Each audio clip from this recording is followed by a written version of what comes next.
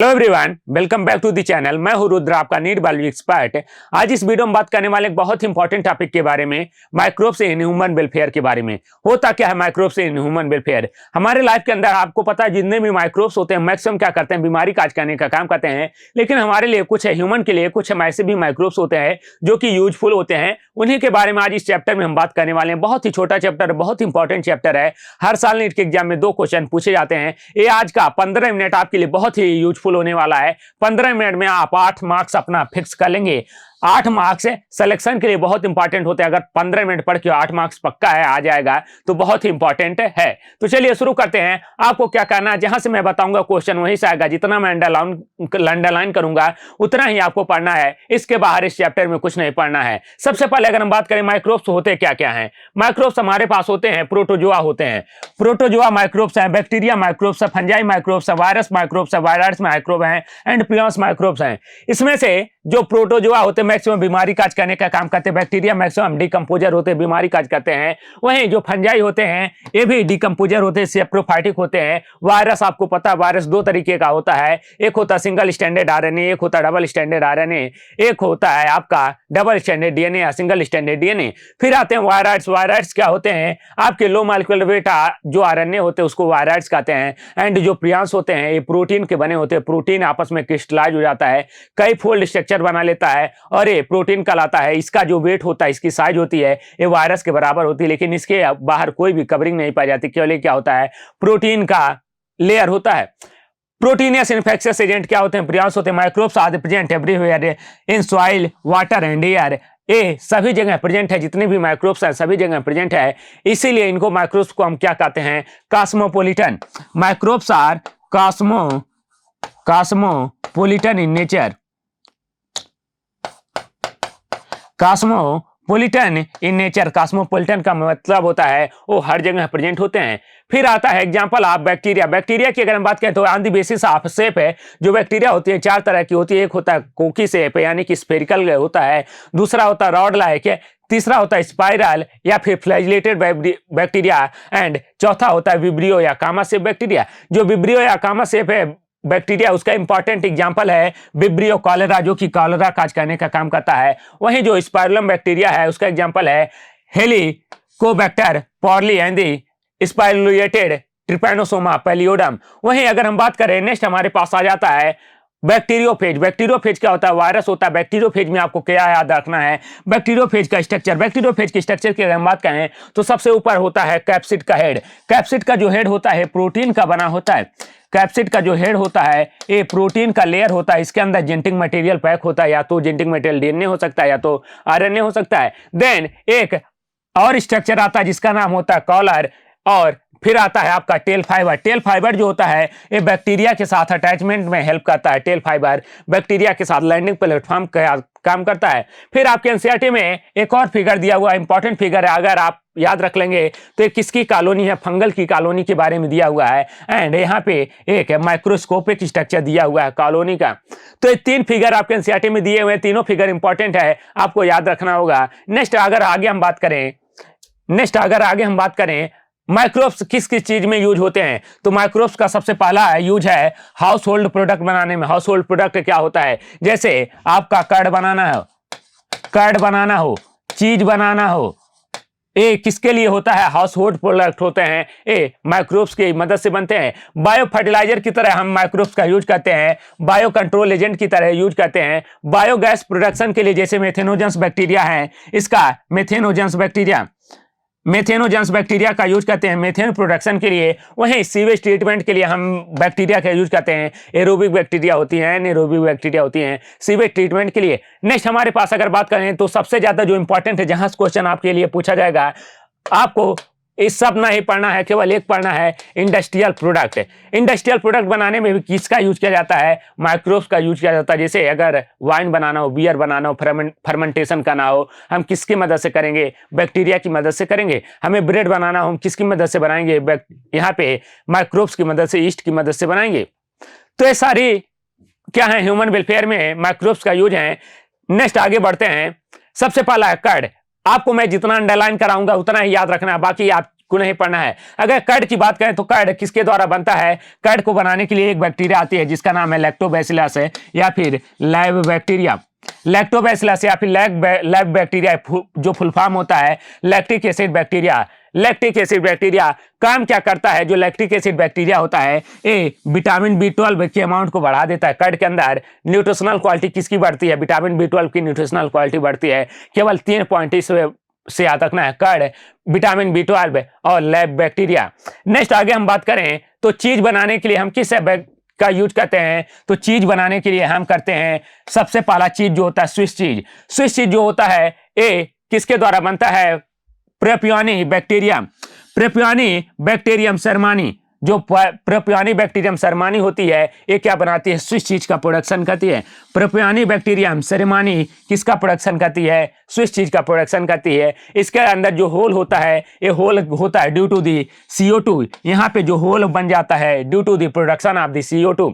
CO2 की वजह से यहाँ पे होल बन जाता है। याद क्या रखना है? Propioni bacterium शर्मानी। शर्मानी शर्मानी शर्मानी शर्मानी से क्या हुआ?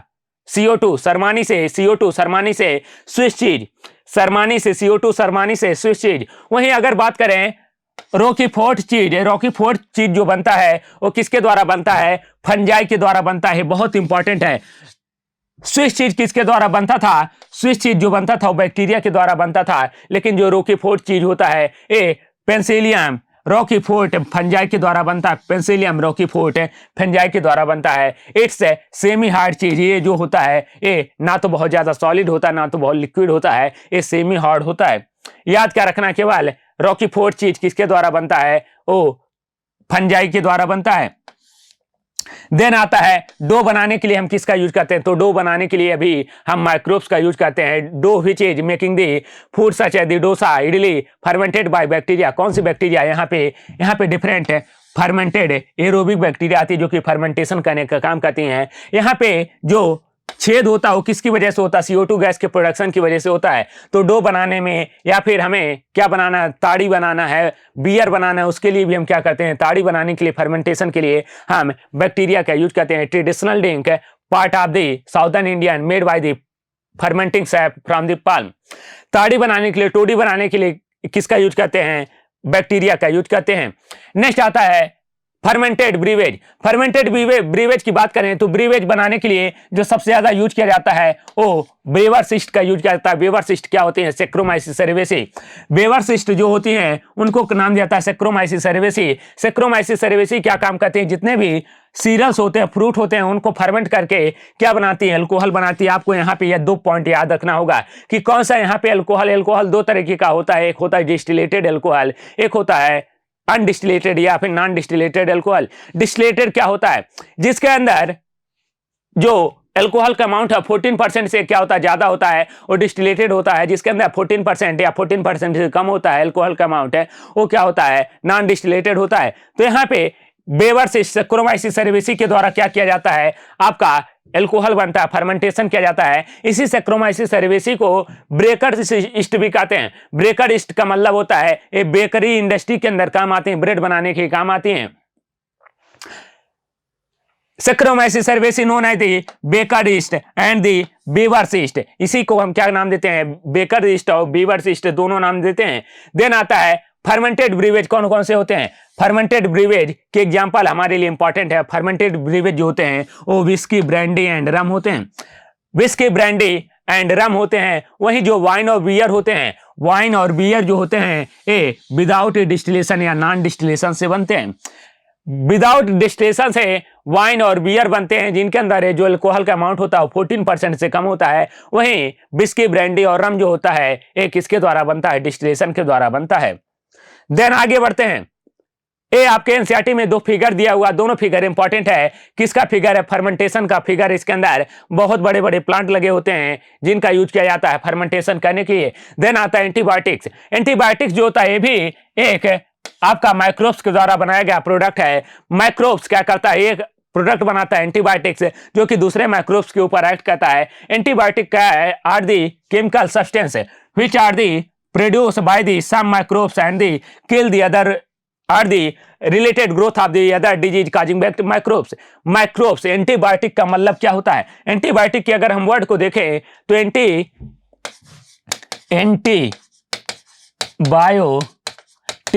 एंटीबायोटिक का मतलब क्या होता है? एंटी का मतलब होता है अगेंस्ट, एंटी का मतलब होता है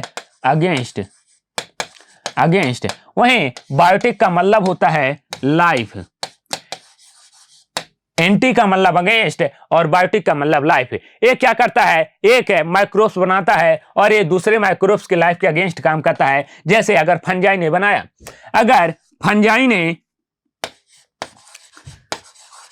ने इसको बनाया तो ये किसके ऊपर एक्ट करेगा? ये बैक्टीरिया के ऊपर एक्ट करेगा।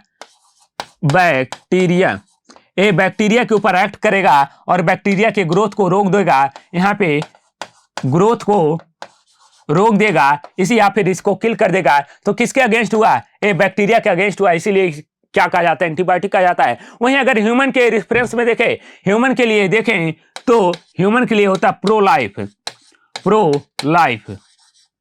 प्रो लाइफ का मतलब हुआ अगर ह्यूमन के लिए ये कोई माइक्रोब्स तो ह्यूमन को बैक्टीरियल इंफेक्शन हो गया, उसने एंटीबायोटिक खाया तो उसके हेल्प कर रहा है, उसके लाइफ को बचाने में हेल्प कर रहा है, तो क्या होता है? प्रो लाइफ होता है। लेकिन जो माइक्रोब्स है के अगेंस्ट बनता है उसके लिए क्या होता है? एंटीबायोटिक होता है। आई होप समझ में आया होगा। नेक्स्ट आगे बात करते हैं। एंटीबायोटिक में 3 साइंटिस्ट आते हैं। यहाँ पे अगर बात करें, एंटी का मतलब होता है अगेंस्ट एंड बायोटिक मतलब होता है लाइफ है। They means against the life in the context of the disease causing agent with reference to the human being. Antibiotic आदि प्रो लाइफ है। ह्यूमन बीइंग के रेफरेंस में क्या होता है? ये प्रो लाइफ होता है। नेक्स्ट आगे बात करते हैं।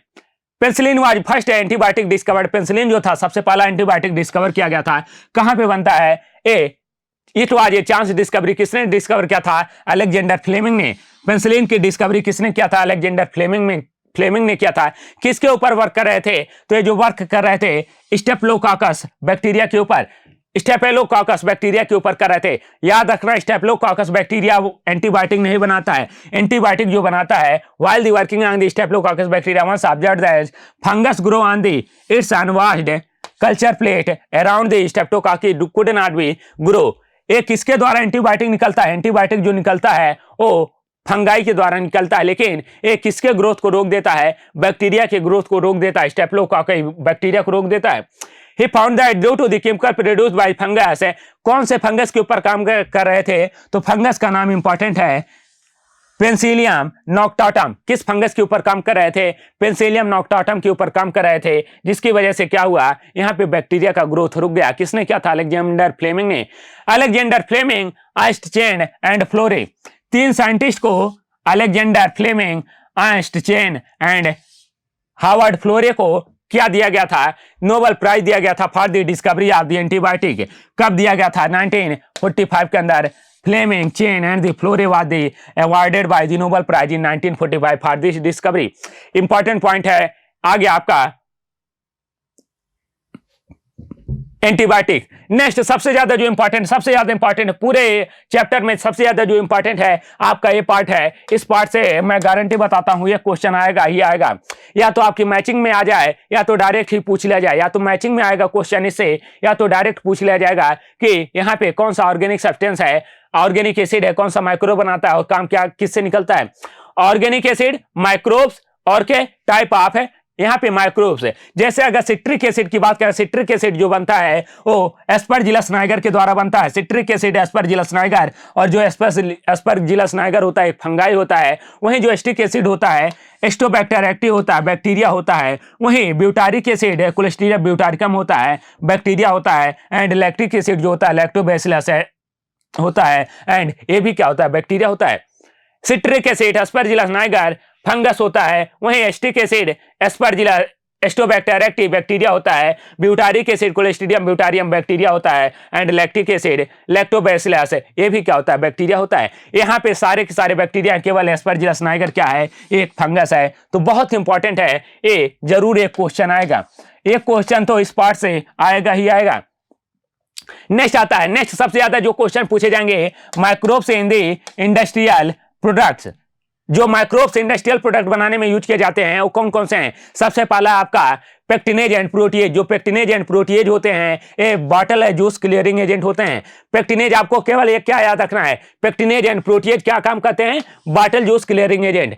Pectinase protease bottle juice clearing agent, इसके ज्यादा अलावा कुछ नहीं। फिर आता लाइपेज। लाइपेज क्या काम करते हैं? लाइपेज जो होते हैं ये आपके लॉन्ड्री के अंदर ऑयल रिमूविंग का काम करते हैं। लॉन्ड्री के अंदर ऑयल रिमूविंग का काम करते हैं।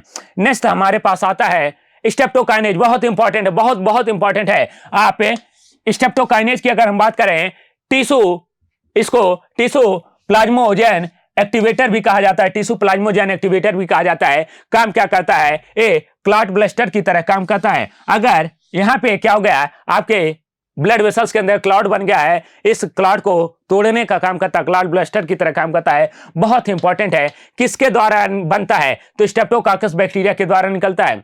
स्टेप्टोकाकस बैक्टीरिया के द्वारा क्लॉट ब्लस्टर, स्टेप्टोकाइनेज। वहीं आयल, नेक्स्ट आगे बात करते हैं स्टेप्टोकाइनेज। नेक्स्ट आगे आता है हमारे पास बायो एक्टिव मॉलिक्यूल में। बायो एक्टिव मॉलिक्यूल में सबसे पहला आता है साइक्लोस्पोरिन ए। साइक्लोस्पोरिन ए जो होता है, ये साइक्लोस्पोरिन ए किससे बनता है? ट्राइकोडर्मा पॉलीस्पोरम से बनता है। साइक्लोस्पोरिन ए, ट्राइकोडर्मा पॉलीस्पोरम क्या होता है? फंजाई होता है। यूज बहुत ज्यादा इंपॉर्टेंट है। ट्राइकोडर्मा, डर्मा मीन्स होता है स्किन, डर्मा मीन्स होता है स्किन। स्किन यानी कि हमारे सेल से रिलेटेड है। ये इम्यूनोसप्रेसिव की तरह काम करता है। इम्यूनो सप्रेसिव एजेंट होते हैं कौन? ऑर्गन ट्रांसप्लांटेशन में, ऑर्गन ट्रांसप्लांटेशन के समय इम्यूनो सप्रेसिव एजेंट की तरह दिया जाता है। क्या? साइक्लोस्पोरिन ए किससे निकलता है? ट्राइकोडर्मा पॉलीस्पोरम से, जो कि एक फंजाई होता है। ट्राइकोडर्मा पॉलीस्पोरम जो कि एक क्या होता है? फंजाई होता है। नेक्स्ट आगे बात करते हैं। फिर आता है स्टेनिन। स्टेनिन जो होता है ये मोनस्कस परप्यूरस से निकलता है। स्टेनिन मोनस्कस परप्यूरस है, जो कि एक ईस्ट होता है। काम क्या करता है? ब्लड कोलेस्ट्रॉल लोअरिंग एजेंट की तरह काम करता है। Blood cholesterol lowering agent, blood cholesterol lowering agent, blood cholesterol को घटाने का काम करता है मोनस्कस परप्यूरस। यहाँ पे जो क्वेश्चन पूछा जाता है कि एक पेशेंट है, पेशेंट को क्या हुआ है? उसके ब्लड वेसल्स के अंदर कोलेस्ट्रॉल डिपॉजिट हो गया है। अब उसको हम क्या देंगे? तो उसको हम क्या देंगे? स्टेनिन देंगे, ब्लड कोलेस्ट्रॉल लोअरिंग एजेंट देंगे। It act by the completely inhibiting the enzyme responsible for the synthesis of the cholesterol. ये इतना इंपॉर्टेंट नहीं है, केवल आपको क्या याद रखना है, केवल जितना अंडरलाइन में किया हूं, मोनस्कस परप्यूरस ईस्ट होता है, ब्लड कोलेस्ट्रॉल लोअरिंग एजेंट की तरह काम करता है। नेक्स्ट आगे बात करते हैं biological control agent. Biological control agent में सबसे पहला आता है bacillus thuringiensis. Bacillus thuringiensis biological control agent होते क्या हैं? जो कि क्या कर सकें? एक माइक्रोब से दूसरे माइक्रोब के ग्रोथ को रोक रहा है, वो क्या होता है? बायोलॉजिकल कंट्रोल एजेंट होता है। सबसे पहला एग्जांपल है बैसिलस थुरिंजिएंसिस बैक्टीरिया, जो कि किसके ग्रोथ को रोकता है? ए पेस्ट के, इंसेक्ट के ग्रोथ को रोकता है। कैसे रोकता है? By the farming of the toxin protein. किस जीन्स के द्वारा बनता है? तो ये क्राइजीन के द्वारा होता है। Cry gene A B, cry gene first A B, cry gene A C, ये क्या करते हैं? माइक्रोब्स के, इंसेक्ट के ग्रोथ को रोकते हैं। नेक्स्ट हमारे पास आता है बकला वायरस। जो बकला वायरस होता है ये क्या काम करता है? जो बकला वायरस होता है ये किसका मेंबर होता है? न्यूक्लियोपॉली हाइड्रोवायरस का मेंबर होता है। न्यूक्लियोपॉली हाइड्रोवायरस का मेंबर होता है। किसके ऊपर एक्ट करता है? तो ये अटैक करता है इंसेक्ट के ऊपर एंड आर्थ्रोपोडा के ऊपर, इंसेक्टा के ऊपर एंड आर्थ्रोपोडा के ऊपर। स्पेसिफिक होता है, नैरो स्पेक्ट्रम का होता है। नैरो स्पेक्ट्रम का मतलब होता है कि एक टारगेटेड इंसेक्ट को ही एक्ट करता है, दूसरे इंसेक्ट को ही नहीं मारता, केवल एक टारगेट इंसेक्ट को मारता है। कौन? बकला वायरस। केवल याद क्या करना है आपको, बायो कंट्रोल एजेंट की तरह यूज किया जाता है। क्या? बकला वायरस। नेक्स्ट आता है IPM, integrated pest management program. IPM की बात करें, इंटीग्रेटेड पेस्ट मैनेजमेंट प्रोग्राम की बात करें, तो इंटीग्रेटेड पेस्ट मैनेजमेंट प्रोग्राम होता क्या है? जब किसी एक जियोलॉजिकल एरिया के अंदर, इकोलॉजिकल एरिया के अंदर जहां पे यूजफुल इंसेक्ट होते हैं, हमें केवल हार्मफुल इंसेक्ट को मारना है, यूजफुल इंसेक्ट को नहीं मारना है, तो उस प्रोग्राम को हम क्या करते हैं? IPM, insect project integrated pest management program है कहते हैं। This program is apply when the beneficial insect are the being conserve. यहाँ पे अगर हमें बेनिफिशियल इंसेक्ट को नहीं मारना है, केवल टारगेटेड इंसेक्ट को मारना है, तो किस चीज का यूज करते हैं हम? IPM, integrated pest management programme का। They have been apply on the ecologically sensitive area. कहाँ पे अप्लाई करते हैं? इंपॉर्टेंट लाइन है, इकोलॉजिकली सेंसिटिव एरिया के अंदर। इन आईपीएम में दो micro bio control agent be used which are specific and target है। स्पेसिफिक हम यहाँ पे ऐसे माइक्रोब का यूज करते हैं जो कि क्या करें, केवल टारगेट इंसेक्ट को मारें, उसके अलावा किसी और को ना मारें। वो क्या कहलाते हैं, IPM, insect integrated pest management program. Next आता है बायो फर्टिलाइजर। बायो फर्टिलाइजर की अगर हम बात करें तो बायो फर्टिलाइजर में हम ऐसे माइक्रोब्स का यूज करते हैं जो कि क्या करते हैं, ये फर्टिलाइजर का यूज करते हैं, फर्टिलाइजर बनाने का काम करते हैं। जैसे नाइट्रोजन फिक्सिंग बैक्टीरिया हो गए, वो नाइट्रोजन फिक्स कर रहे हैं तो यूरिया का काम कर दी। ग्लोम्स बना रहे हैं, वो फास्फोरस फिक्स कर रहे हैं तो क्या होती है, वो नाइट्रोजन, वो बायो कंट्रोल, बायो फर्टिलाइजर होती है। जैसे राइजोबियम की बात करें, राइजोबियम काम क्या करता है, symbiotic association with the root of the leguminous plant, leguminous plant के रूट के साथ एसोसिएशन करके एटमॉस्फेरिक नाइट्रोजन फिक्सेशन करने का काम करता है। एटमॉस्फेरिक नाइट्रोजन फिक्सेशन करने का काम करता है, राइजोबियम होता है। नेक्स्ट हमारे पास आता है एजोस्पाइरलम एंड एजोबैक्टर। एजोस्पाइरलम एंड एजोबैक्टर की अगर हम बात करें, फ्री लिविंग बैक्टीरिया होते हैं। Azospirillum and azotobacter free living bacteria होते हैं, ये भी क्या करते हैं, एटमॉस्फेरिक नाइट्रोजन फिक्सेशन करने का काम करते हैं। फ्री लिविंग बैक्टीरिया होते हैं, एटमॉस्फेरिक नाइट्रोजन फिक्सेशन करने का काम करते हैं। नेक्स्ट आता है फंगस। फंगस जो होता है ये ग्लोमलस बनाता है, ग्लोमलस का होता है ये bio fertiliser. Fungi form the symbiotic association with the plant है, प्लांट के साथ जो सिम्बियोटिक एसोसिएशन होता है वो क्या कहलाता है, माइकोराइजा कहलाता है। किस प्लांट के साथ है, पाइनस प्लांट के साथ, पाइनस प्लांट के साथ क्या कहलाता है, माइकोराइजा कहलाता है। Many member of the genus Glomalus from the mycorrhiza, the fungal absorption of the phosphorus from the soil and the passes through the plant। ये जो ग्लोमलस होता है किस चीज को एब्जॉर्ब करता है, फास्फोरस को एब्जॉर्ब करने का काम करता है। देन आता है other beneficial benefit of such as the resistance to the root borne pathogen, tolerance as a salinity and broad, it overall increase the plant growth and development. Next आता है साइनोबैक्टीरिया। साइनोबैक्टीरिया भी fertiliser की तरह use किया जाता है, bio fertiliser की तरह। जैसे नॉस्टॉक है, एनाबिना नॉस्टॉक ऑसिलिटोरिया है, ये किसमें यूज किए जाते हैं, पैडी फील्ड के अंदर यूज किए जाते हैं। क्या काम करते हैं, ये भी नाइट्रोजन फिक्सेशन करने का काम करते हैं। नाइट्रोजन फिक्सेशन के अंदर करते हैं, किसके अंदर करते हैं, यहाँ पे इनके अंदर प्रेजेंट होता है हेट्रोसिस्ट,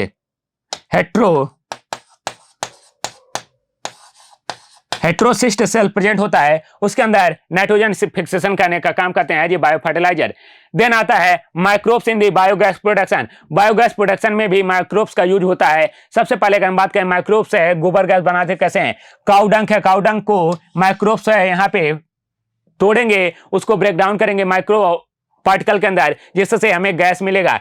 कौन कौन सा गैस बनता है, ये इंपॉर्टेंट सबसे ज्यादा है। अगर हम गैस की बात करें तो सबसे ज्यादा जो होता है वो मीथेन होता है, 50 to 70% मेन गैस होता है। देन CO2 होता है 30 to 40%, हाइड्रोजन होता है, नाइट्रोजन होता है एंड हाइड्रोजन सल्फाइड होता है। हाइड्रोजन, नाइट्रोजन, हाइड्रोजन सल्फाइड यानी मिक्सचर ऑफ गैसेस होती हैं, कोई एक गैस नहीं होता। अगर सबसे ज्यादा पूछा जाए तो क्या होता है, मीथेन होता है। कितना होता है, 50 to 70%।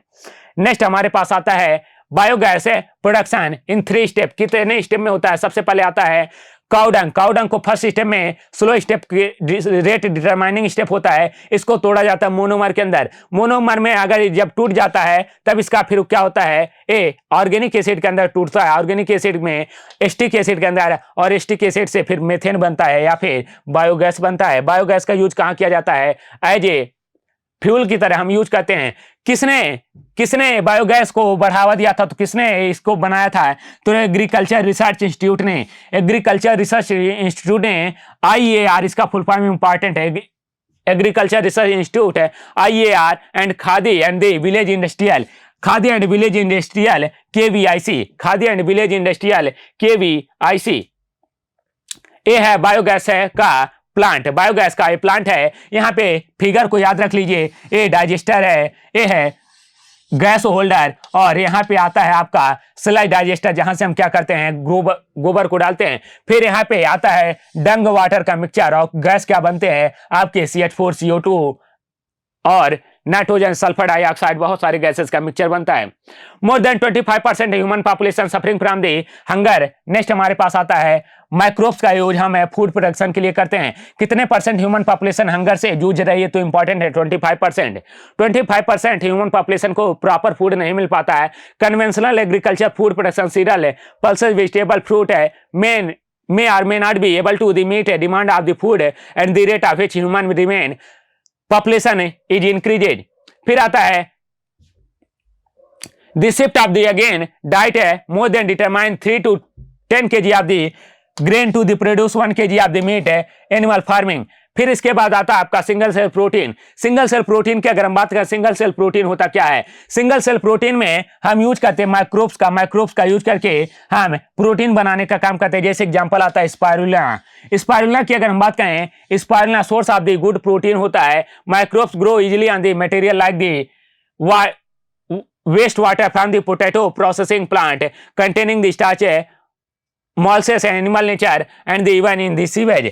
हम स्पाइरुलिना को यूज करते हैं, स्पाइरुलिना को ग्रो करते हैं। क्या होता है? एक एल्गा होता है जिसके अंदर प्रोटीन का कंटेंट बहुत ज्यादा होता है, और ये जो प्रोटीन कंटेंट होता है हम इसका एज ए सप्लीमेंट की तरह यूज करते हैं। इसका टर्म दिया जाता है single cell protein. Microbes serve as a food rich in the protein minerals and fat carbohydrate and vitamin.